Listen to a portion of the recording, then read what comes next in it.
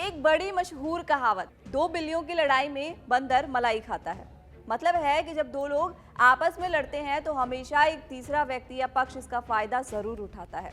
अब चाहे लड़ने वाले दो लोग हों, दो मोहल्ले वाले हों या फिर दो देश ही क्यों ना हो, ये कहावत फिलहाल पाकिस्तान, अफगानिस्तान और ईरान पर बिल्कुल सटीक बैठती है। आप सोच रहे होंगे कि भला दो मुस्लिम देश पाकिस्तान और अफगानिस्तान की लड़ाई में ईरान क्यों और कैसे फायदा उठा रहा है। ईरान तो खुद को मुस्लिम देशों का खलीफा कहता है, उनका रक्षक कहता है, तो भला वो कैसे फायदा उठा सकता है। इन सवालों के जवाब बताएंगे हम आपको इस वीडियो में। नमस्कार, मैं सुप्रिया सिंह, आप देख रहे हैं कड़क। पाकिस्तान अफगानिस्तान के बीच तनाव बढ़ता जा रहा है, मगर दोनों देशों के बीच चल रही इस खींचतान में ईरान को बड़ा फायदा हो गया है। दरअसल इस तनाव के चलते अफगानिस्तान की अर्थव्यवस्था और व्यापार पर बड़ा असर डाला है। पाकिस्तान के साथ बॉर्डर विवाद, दवाइयों की सप्लाई पर रोक और ट्रांजिट पॉलिसी के कारण अफगानिस्तान अब लगातार ईरान और सेंट्रल एशिया की ओर झुक रहा है। नतीजा ये हो रहा है कि पाकिस्तान का दशकों पुराना आर्थिक दबदबा कमजोर हो रहा है और ईरान का प्रभाव तेजी से बढ़ रहा है। पिछले 6 महीनों में अफगानिस्तान ईरान व्यापार 1.6 बिलियन डॉलर तक पहुंच गया है, जो पाकिस्तान के साथ हुए 1.1 बिलियन डॉलर के व्यापार से काफी ज्यादा है।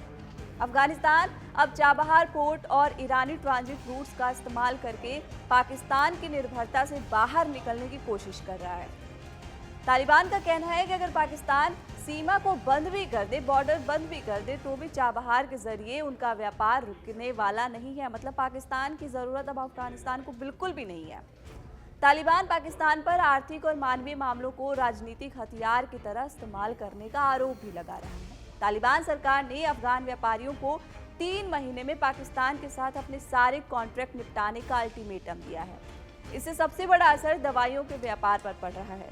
पाकिस्तान से आने वाली दवाइयां सस्ती, आसानी से उपलब्ध और जल्दी पहुंचने वाली होती है, लेकिन तालिबान अब भारत, तुर्की, ईरान और मध्य एशिया से दवाइयां मांगने की तैयारी कर रहा है।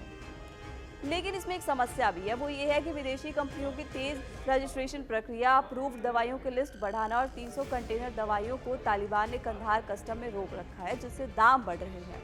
ईरान के मिल्क और जाहिदान बॉर्डर पॉइंट अब अफगान व्यापार के नए केंद्र बन गए हैं।